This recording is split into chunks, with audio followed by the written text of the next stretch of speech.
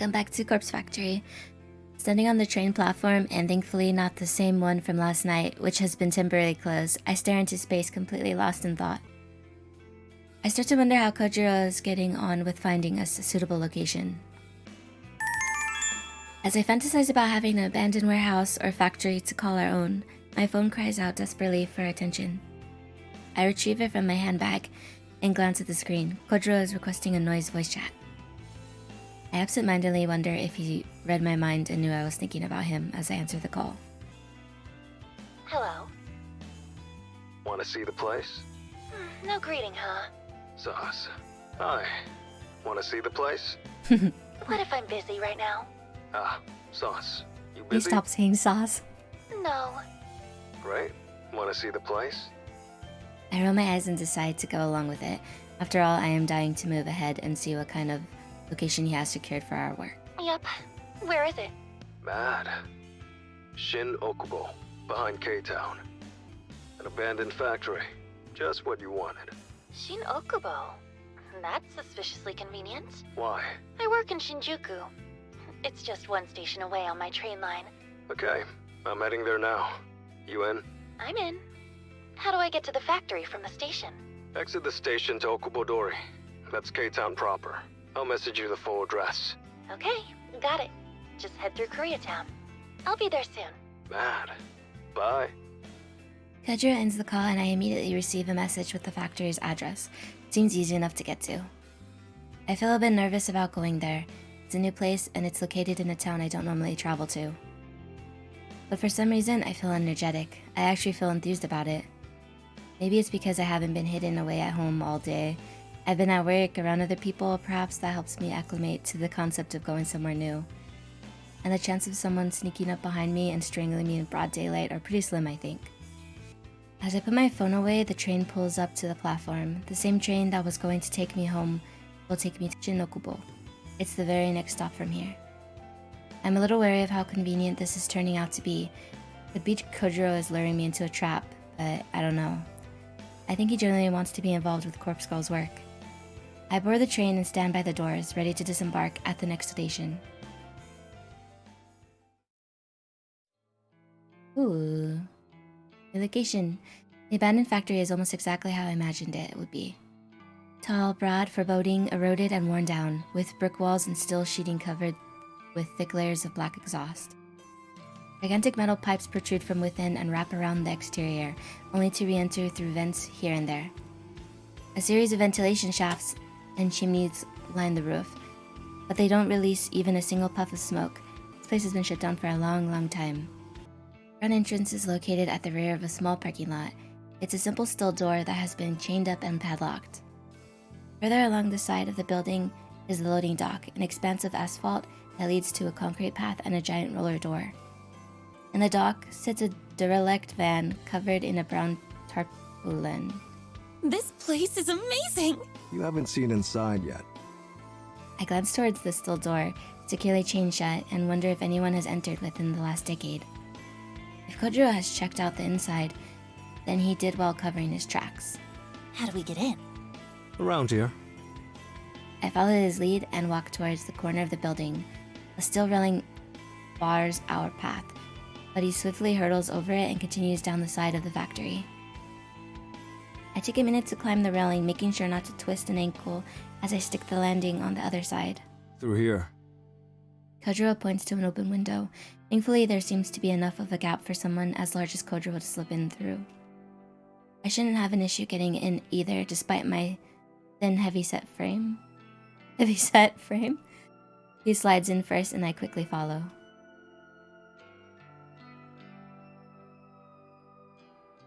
And with that, I find myself inside the factory.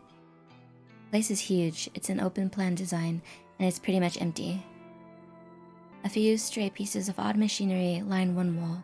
A small forklift, a pallet jack, and a bunch of buckets and mops catch my attention. All of this could be useful for our little operation. A number of iron workbenches are piled up in a stack.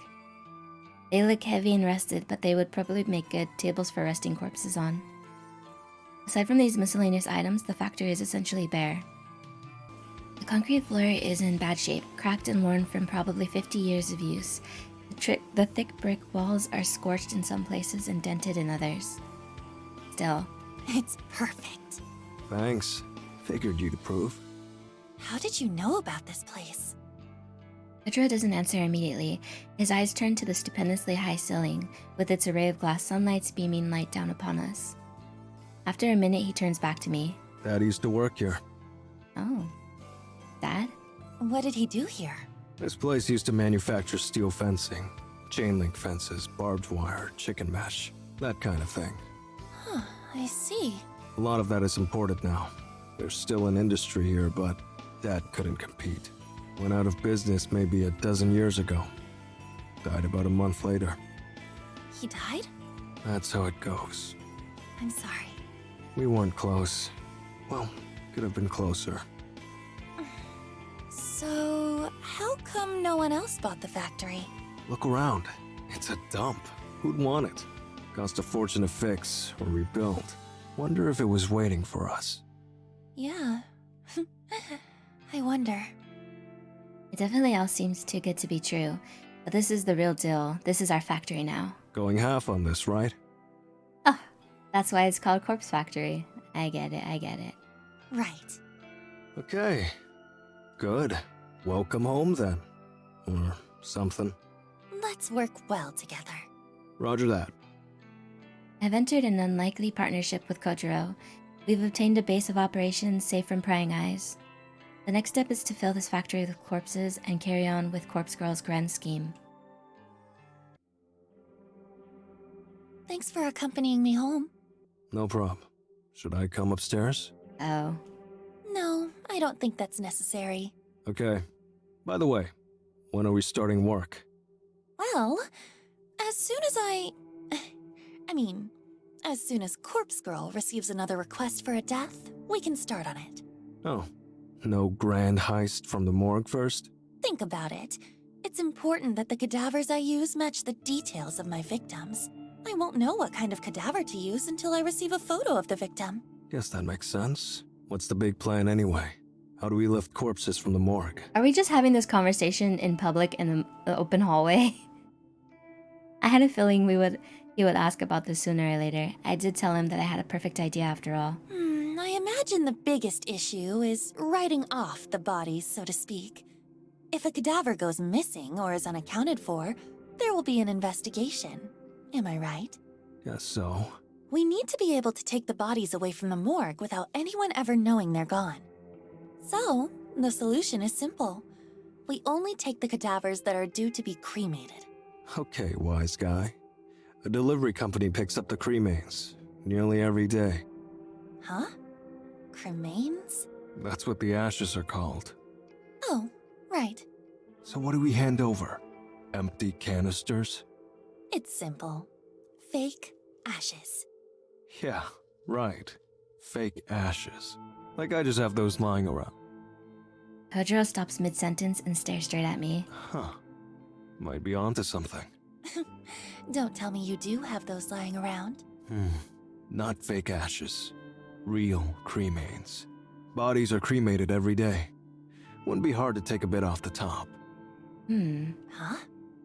Could probably get away with like a quarter? I'm confused. What are you talking about? Sauce. Every time someone gets cremated, I'll collect a quarter of the ashes, store them, put them aside. Won't take long to fill up a whole canister. Let me see if I follow you. You gather up a little bit of ash from every cadaver that gets cremated. Whenever we want to hoist a body from the morgue, we use the previously gathered ashes to fill a canister. We slap a label on it that says, "These are the remains of so-and-so." Then we take so-and-so out of the morgue. We record that their body has been cremated, when in reality, it's been snatched from the morgue. I imagine the canister of ashes just gets picked up with all the others going out on the same day. Pretty much. We also put a token in the canister. A token? Like a dog tag. Has the cadaver's serial number engraved on it. Normally attached to the body before cremation. They don't burn. Lets the cremains be identified later. I see. Can we get our hands on those tokens? Sure. The bodies we're lifting from the morgue are due for cremation anyway. I can get the tokens engraved without a hitch. Proper serial numbers and all. Okay, good. This is getting complicated, though. There's quite a bit we have to remember to do. Don't worry, I'll take you through it when we need to. Most importantly, I'll need to start gathering portions of cremains. Need to have those collected in advance. Yeah. Thanks. Really. No probs. But big question remains. What's that? How do we move cadavers out of the morgue? Ever tried lifting a stiff? Not easy. And you're no bodybuilder. No offense. None taken? Look, security in the joint is minimal. I'm there alone like 90% of the time. We don't have to worry too much about getting busted. As long as we cover our tracks, of course, and only take cadavers we've written off, as you put it. Bodies nobody will come looking for. Hang on. Are there security cameras, alarm systems, she asks about anything like cameras. that? Don't think so. Plenty in the hospital proper, though. That's fine. As long as the morgue is clear. Still, answer my question. How do we move the bodies? Forklift. You in got a public. hearse? A truck? Just drive down the freeway. No, but surely we could get something. What about a small van? You got a license? No. Need a driver's license. And not just that, needs to be suitable for a van. A medium vehicle license, I think. Oh, I don't have a license, but surely driving a van can't be that hard, right? We could just rent a van and wing it. Uh-huh. Can't even rent one without a license. Okay then. Do you have the right license? Don't look at me. Never driven a vehicle in my life. We suck. Yeah, me neither. Great.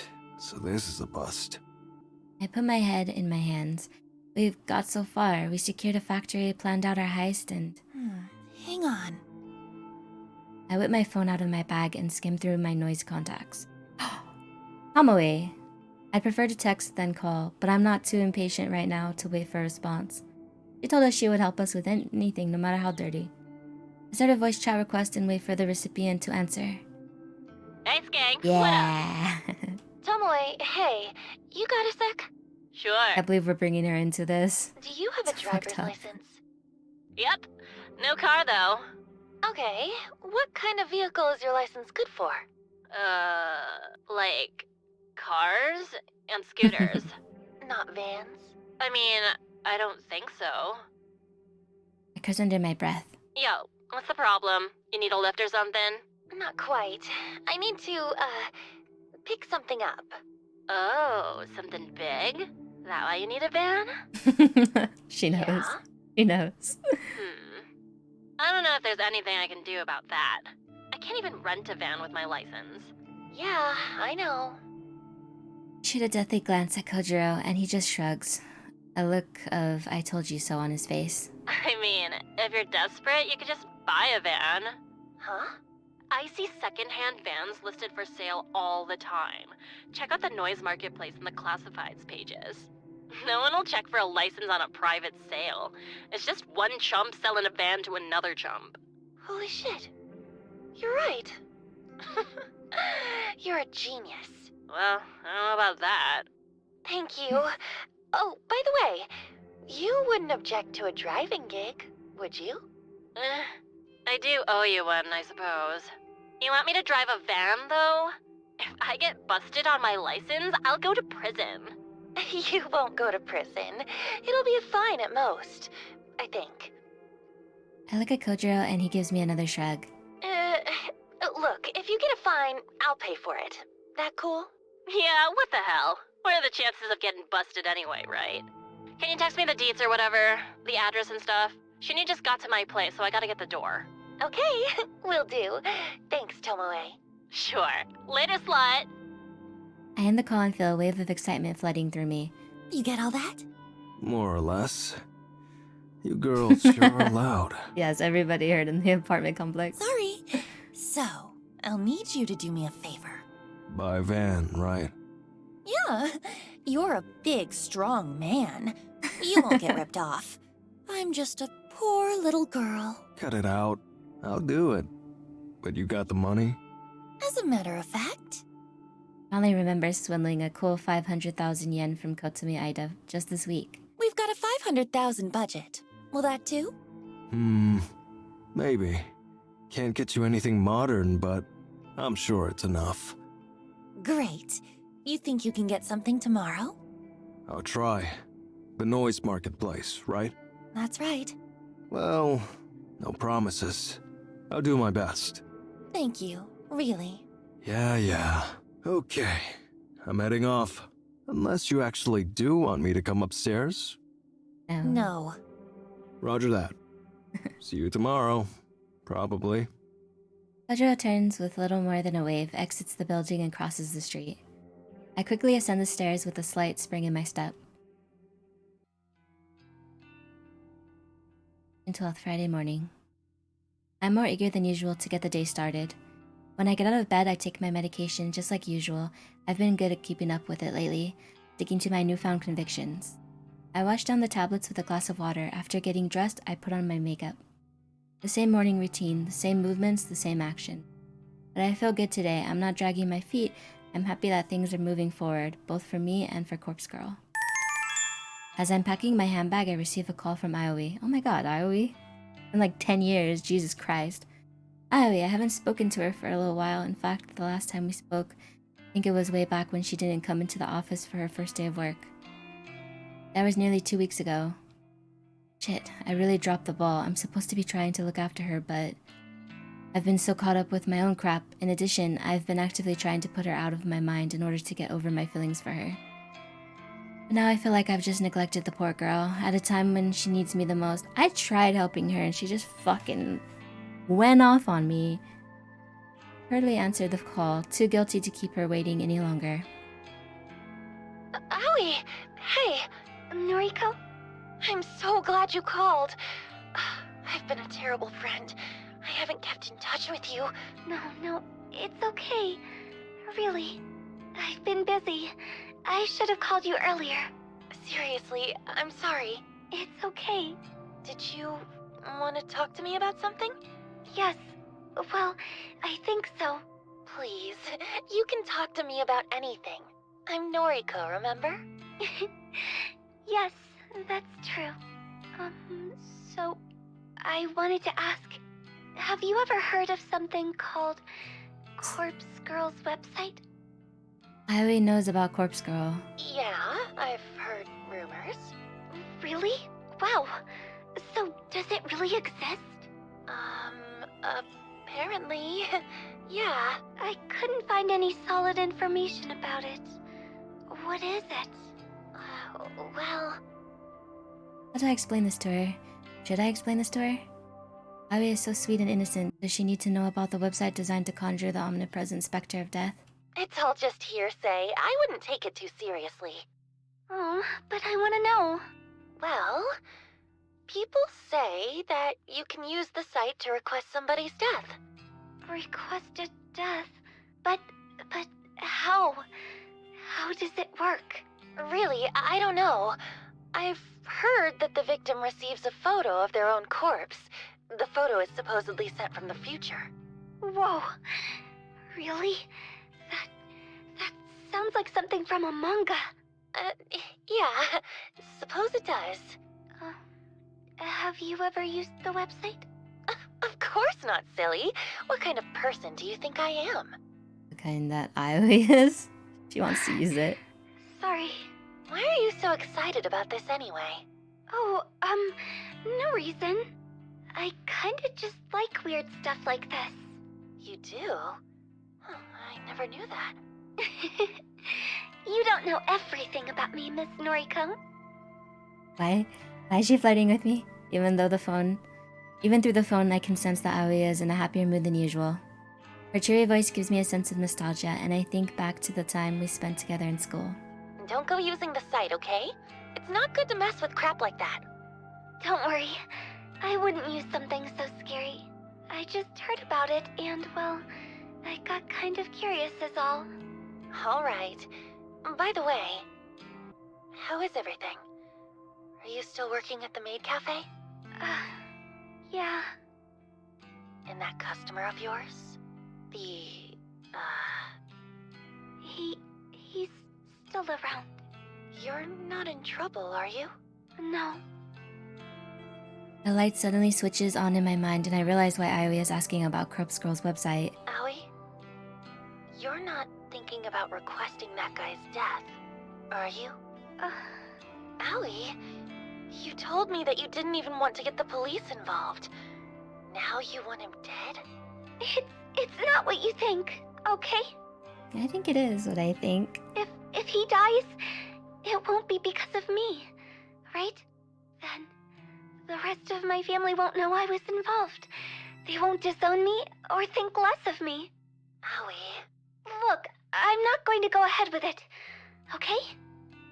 Besides, you don't even believe the site works. So... I feel terrible for Aoi. Part of me wants to scream for her to do it, to request that asshole's death and let me or Corpse Girl take care of him. I know, you should tell her to do it. But part of me knows that she can't handle it. She would be crushed with guilt if he really did die. She's delicate and emotional. Being responsible for the death of another human being, a family member, I thought would devastate her. Aoi,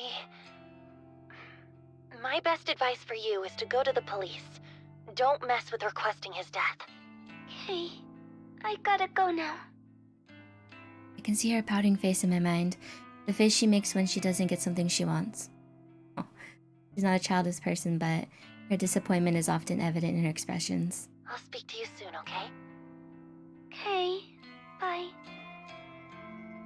She ends the call and I heave a sigh. I get the nagging feeling that she's going to do something rash, but really, can I blame her?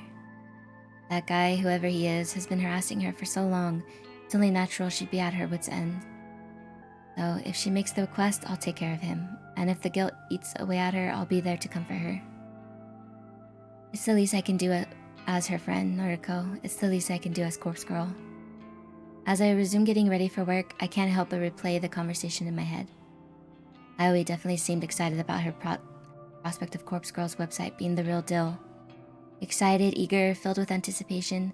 That same dizzying feeling I get whenever I'm waiting for a victim's death. Waiting for a victim's death. And then it hits me, and I immediately realize why Aoi was so excited, why she called me in an uncharacteristically talkative mood. She wanted my opinion on Corpse Girl's operation. She wanted affirmation, confirmation. She wanted reassurance that her victim really is going to perish. She doesn't know that I'm Corpse Girl. She simply wanted a knowledgeable friend to confirm if the rumors are true, because she has already submitted her victim's photo to the website. And she can't wait to find out if he's going to die. Throwing my handbag to the floor, I grab my laptop from the bed. It's right where I left it before falling asleep last night. I boot it up and log into Corpse Girl's website. The little blinking notification that I dream about seeing greets me. 3 new requests? 3 new requests? How? I can't believe what I'm seeing. I quickly queue up the photos to download.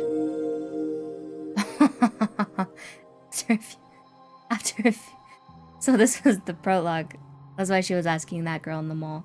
After a few seconds, they all open up, and I flick through them with a dumbfounded expression plastered across my face. So Aoi hasn't used it yet. They're all female, so that rules out my theory that Aoi has requested the death of the guy harassing her. I suppose she really was just excited about the prospect of this website, but hadn't actually gone through with anything yet. But what really surprises me about the new requests is that I recognize one of the young women, yet another person I'm familiar with. Out of all the people in the world, what are the chances of knowing multiple people requested through the website? The girl is Emi Katsuno. If I remember correctly, she went to senior high school with Aoi, Shinya, and myself. Oh yeah. I never liked her much. In fact, she was somewhat of a bully toward me. Nothing more than name-calling, but in my mind, that's as bad as anything else. It's not hard to imagine someone wanting her dead. The other 2 victims are strangers to me, a ditzy-looking airhead with pink hair, and a worn-out, strained woman who could be anywhere from 20 to 40. To get 3 requests all at once is remarkable. How am I going to work through all of these? It's a shame that my operation with Kojiro isn't fully set up yet. It would be fantastic to go all out on these requests.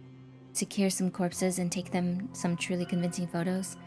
Well, there's no use stressing over that. The best thing I can do is simply get to work on forging some photos. In fact, maybe I'll skip work today so I can dedicate the time to crafting these photos. No, we shouldn't skip work.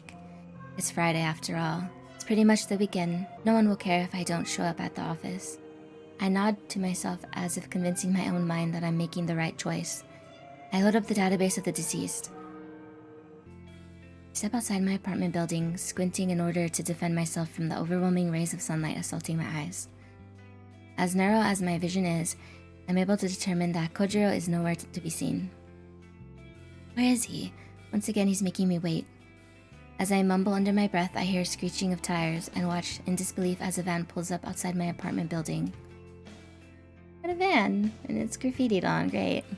It's a beat-up old thing that may have once been white, but is now covered in grime. The windows are either tinted or encrusted with dirt.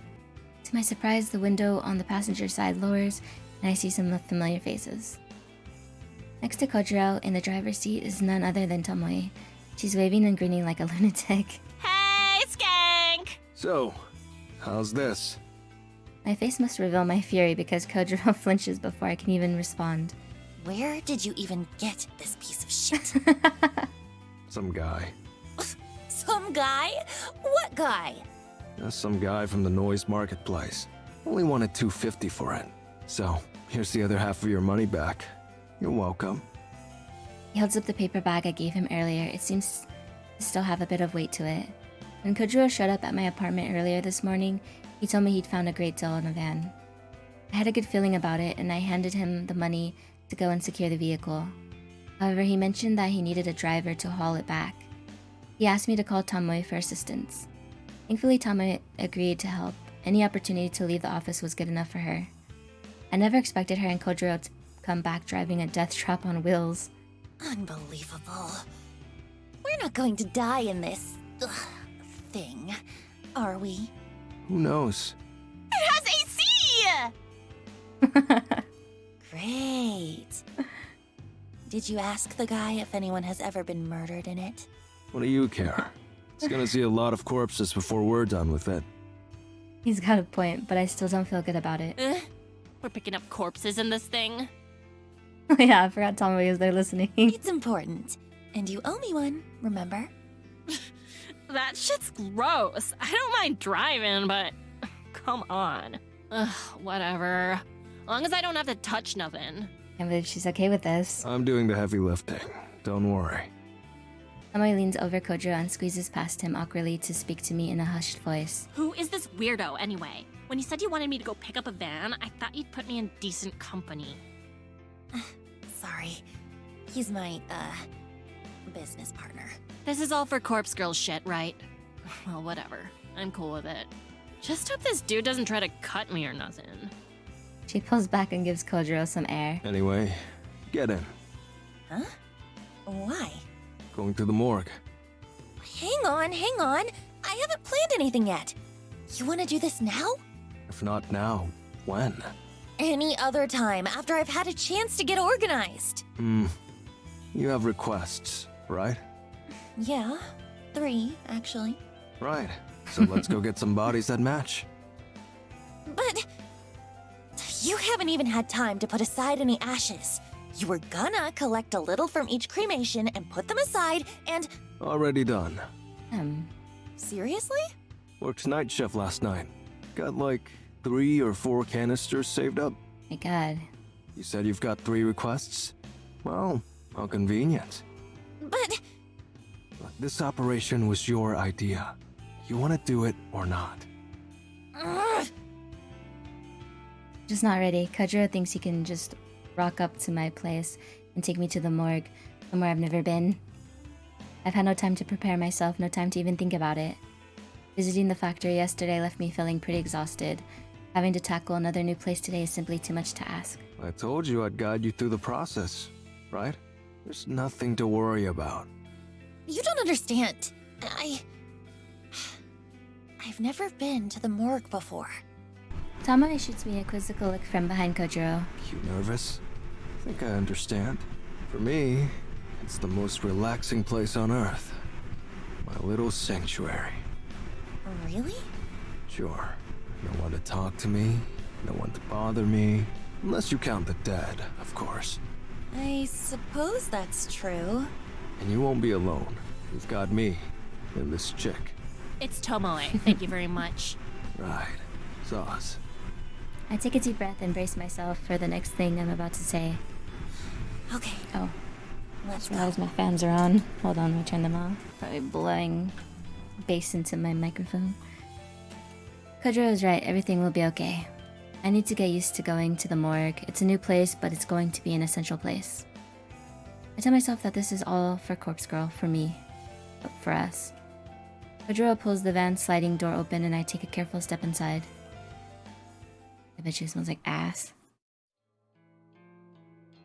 Oh, the morgue is a lot colder than I imagined it would be. I berate myself for not bringing a sweater, but there's nothing I can do about it now. The place has an icy, otherworldly feel to it. It's depressing and clinical and devoid of hope. And then there's the stench. It's not as overwhelming as I feared it may be, but it lingers and claws at my senses. It clings inside my nostrils and mouth and the very interior of my skull. It's very easy to understand why Kojiro's clothes always smell like this place. Once the odor gets a grip on you, it doesn't let go. Honey, I'm home. A poor joke in poor taste, even for Kojiro. I feel like I'm going to vomit. Even Tomoe is looking a bit paler than normal. I'm surprised she accompanied us inside after she spent the whole drive over insisting that we would stay in the van. They store bodies in here? Of course. See all these lockers? They're cold chambers. Pretty much all of them are full. A body in each. Fucking disgusting. Noriko? Yeah? I keep things in order around here. Chambers on the left wall are cadavers due for cremation. And what about the lockers on the right wall? No touchy-touchy. They're new arrivals or they're being collected for some reason or other. Autopsy, funeral, etc. Got it. So, we can only make use of the cadavers in the lockers on the left wall. That's a bingo. I listlessly wander over to the left wall. There must be dozens of cold chambers here, all lined up in neat rows. Some doors are slightly ajar, and peeking inside reveals that they're empty, but the vast majority are still tight, the occupants within sleeping soundly. Hey, question. Shoot. How do I know who is in each locker? Like, if I wanted to get an old woman's corpse, do I just have to search blindly? Nah. Okay. Then what do I do? On a PC or something? Come here. I walk over to Kojiro and follow him to a large computer monitor mounted on the far wall. He taps on a little panel inset into the wall and a shelf pops out, revealing a keyboard and mouse. Familiar with databases? Somewhat. Perhaps all my data entry experience at Temujin will pay off here. It's pretty simple anyway. Live database contains the current inventory items. Ew. Ugh. You refer to these bodies as inventory items? What would you call them? Well, like, they used to be real people and shit, right? Why not show some respect? Poor I Tomoe, she don't shouldn't be here. understand. They're cadavers. I put a trembling hand on Tomoe's shoulder. I want to comfort her, but the act of doing so is still alien to me. Don't worry about him, Tomoe. He can be a bit insensitive. He's a freak. Wow. Ouch. Tomoe scoffs and makes a gesture with her middle finger. I'm a little surprised that she's so bothered by this. It's kind of funny that she holds respect for the dead, but not so much for the living. Okay. So, I can search this database for bodies that match my needs. Yep. Just use the filters at the top. Not many categories, but it has the basics. Age range, gender, name. Not that that'll be useful to you. Actually, that's about it. It's enough. It'll save some time at the very least. Okay, so you want to hoist 3 bodies today, right? You said you have 3 requests? Yeah, but... this place is kind of overwhelming. I'm hesitant to bite off more than we can chew. What's the game plan then? How about we just take one body today? We'll take it back to the factory, work on it, and see how we go. Works for me. Here, use the database. Kojiro steps away from the monitor and indicates that I should use it. I rest my sweaty hands on the keyboard and feel the cold metal buttons sting my skin. A metal keyboard, it's very fitting for this cold, lifeless place. I have 3 requests currently in the works. I managed to get photos edited for all 3 of them thanks to taking the day off from the office. There's Emi Katsuno, the bully I went to school with. Then there's the pink-haired girl and the woman that looked tired and worn out. I should try and find a cadaver that matches the appearance of one of those victims. I use the database's files to search for females, and then I narrow down the age range to young adult. There are a lot of hits, just how many people are entombed here anyway?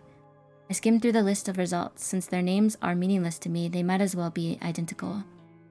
The column of data containing cold chamber identification codes is interesting.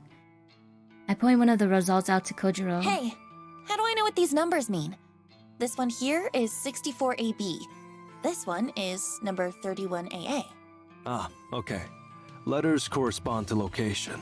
First letter refers to left wall or right wall. Second letter refers to top row or bottom row. Give me an example. Okay, this one? Number 64AB. The A means it's on the left wall and the B means it's on the bottom row. Left wall. That's the side I can choose from, right? The body's due for cremation? Yep, So I could grab number 64AB if I wanted. up to you. But this one here, let's see, number 98BA. Could I grab that? No, because it's B-A, so right wall, top row. No, the first letter is B, so that's on the right wall. No go. Not scheduled for cremation. I think I get it. Thanks. I make a mental list of cold chambers on the left wall that fit my needs. I'm going to start cracking open some of these sarcophagi. Haha, that's a new one. Man. I hope that my nervousness isn't showing. I almost can't believe that I'm about to examine corpses in the flesh. Corpse Girl would be proud of me right now. As I walk over to the left wall of cold chambers, I catch a glimpse of Tomoe. She's standing by the exit, swiping on her phone as she taps her foot. I reach the first locker I want to look at. Here we go. There's a metal handle on the front of the chamber. It's prepared with a release button, which I gather has to be pressed in at the same time as the handle is pulled forward. I grip the handle tightly, press the button, and pull with all my strength. Oh god. The hiss echoes throughout the morgue as frigid, pressurized air billows out of the chamber. The door is now wide open, revealing the darkness within the locker. I peer inside. I can make out the shape of a body bag lying atop the sliding tray inside the locker. I thought the body would slide out automatically. No? It just pulled the tray out, like you'd pull out an oven tray. I take a deep breath and grab the edge of the tray, then slide it out. Oh god. Thankfully, the thick rollers along the bottom rail do most of the work, and once it has momentum, the tray slides all the way out of the chamber. My prize is revealed at last, a musty white body bag, packed full with a decomposing corpse. Now what? Just unzip the HRP, What? Kojiro rolls his eyes. the body bag. Unzip it, but cover your nose. Oh god, it's gonna stink. I do as I'm told. My left hand pinches my nostrils. They should have like nose pinchers for this kind of job. And my right hand grips the tag attached to the bag zipper. I take the tab down and drag it along the length of the bag, and the zip makes a familiar zzz sound. And I smell the decomposing corpse and vomit on the ground and fall to my knees trying to catch my vomit and hold my nose closed at the same time. Ugh. Gross. Tears well in my eyes and I can't help but cry as the stench strikes me across the face again, and the river of bile and sick pouring down my clothes feels like a searing hot cattle prod against my skin. Oh, why did I have to throw up on myself? The sight of the corpse in the bag flickers in my vision and sears itself into my retinas, and I can't get it out of my head, even when I close my eyes, and I can't get it out of my head, and I can't not see it anymore. And I can't help but think of my own reflection and how much I resemble Noriko and Corpse Girl, and the corpse in the bag all mixed together in some completely fucked up hybrid of decaying flesh and bone. I think Kojiro, Tomoe, or Aoi grabs my shoulders to drag me away from the body, but Aoi isn't here anyway, and the hands feel so strong and warm and not brittle, and the lifeless like mine, and not slender and perfect like Aoi's. But I get dragged away regardless, and my eyes are watering, and the fluorescent lights on the ceiling are magnified by my tears. And I want to tear my eyes out and get the sight of the corpse out of my mind. Was it that bad? Goddamn. I've seen so many corpses over the last year. I've seen countless photos of bodies dismembered and asphyxiated and electrocuted and shot and maimed and drowned. And yet the decaying corpse in the body bag, or the HRP as Kojiro called it, is worse than any of them. And it's worse than anything I could have ever imagined. And it's worse than me, and worse than Corpse Girl. And for a fleeting moment, I begin to question what I've spent the last year doing. What am I doing involving myself with the dead and buried? The frantic screams of a girl resound in my ears and my eyes and my nostrils, and I think she's calling my name. But it doesn't sound like my name. It sounds like Noriko or something along those lines. Maybe Yuriko. Maybe she's calling out for my sister. But my sister isn't here and Noriko isn't here. And I'm the only one here, lying on my side on the cold tile floor and covered with warm vomit and hot tears, and I feel the body lying next to me and smiling and offering me a cup of coffee from that lovely French cafe I went to one time. I picture that lifeless corpse in my mind, smiling and calling me names like Bitch Queen or Goth Bitch or Bitch Bitch, basically just any senseless name she can pair with the word bitch. That word I hate so much that Yuriko used to always call me, that mother used to always call me, that word that carries so much hate and contempt and yet rolls off the tongue so easily. The lifeless corpse keeps calling me names, keeps taunting me, keeps growing out her long blonde hair, and she taunts me with her fake smile and fake eyelashes. She corners me in the classroom and pulls my hair and rips out a fistful of it and laughs and calls me bitchy bitch, bitch bitch, and screams and cackles, and I realize that she's always bullied me like this, and I hate her for it because I never did anything to her. I never did anything to Emi Katsuno, but she always bullied me. But she never bullied Aiwe because no one was allowed to bully Aiwe because the teachers all said so. They all said she's been through too much already, but it's okay to bully Noriko, or me, or Noriko, that's fine, they all said. So Emi liked to bully me and call me the bitchin' bitch, and she liked to pull my hair out, but that's fine because hair grows back eventually, and it meant that she didn't bully Aiwe, so in a way I was protecting Aiwe. And that's all that ever really mattered. And the corpse in my mind isn't Emi, but it might as well be. It might as well be her, and maybe I can make it her. Maybe the corpse can become Emi Katsuno, and if I send her the photograph of the corpse, then she might kill herself. She might kill her. Fuck.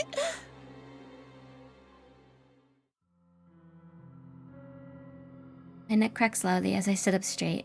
I blink a few times to clear the tears out of my eyes, and the worried faces of Kojiro and Tomoe appear in my vision. Yo, you okay? What the fuck, Noriko?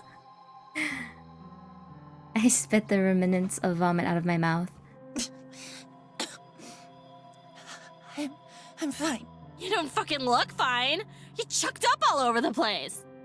She'll be right. Seen this kind of thing before. What do you mean? Pretty normal to react like that to a decomposing cadaver. Surprised you're okay, No. Tomo? Isn't she barfing too? It's Tomoe. Shit. Yeah, I'm fine. I don't like him, but I've seen corpses before. Well, I thought Noriko had too. Just pictures, I guess. Not forgetting the carnage I witnessed at the train station thanks to Kotsumi Aida. Somehow seeing a stiff cadaver in a body bag was so much more overwhelming. I think it's because the dead bodies at this train station were fresh, but thinking about a rotted, decomposing corpse, it's so much worse. Right. Are you really Corpse Girl? Apparently. Come on, let's get you up. Somebody grabs me in a sort of bear hug and lifts me to my feet. Sorry about the vomit. It's fine. It's fucked up, but it's fine. I'm sure it's just coffee. Call it a day? I put my weight on my unsteady feet and step away from Tomoe. No. There's something I need to do. I stare straight at the corpse in the body bag. Her face is still exposed, lifeless, expressionless. Her hair is long, blonde. I imagine her with a bit of makeup, some blush, some lipstick, some fake eyelashes. Whoever this was, she's exactly what I need for my next victim. That worked out well. Can we get her into the van? God. Okay, I'll grab a trolley. Tomoe, give me a hand? Ugh, if I have to. I nod and whisper a small thanks to both of them. Still a little groggy and unstable, I make my way to the morgue's door. I'll wait in the van for now. I need to take a moment to restore my energy. The real work will begin when we get to the factory. I'm going to end the episode there. That's pretty gross.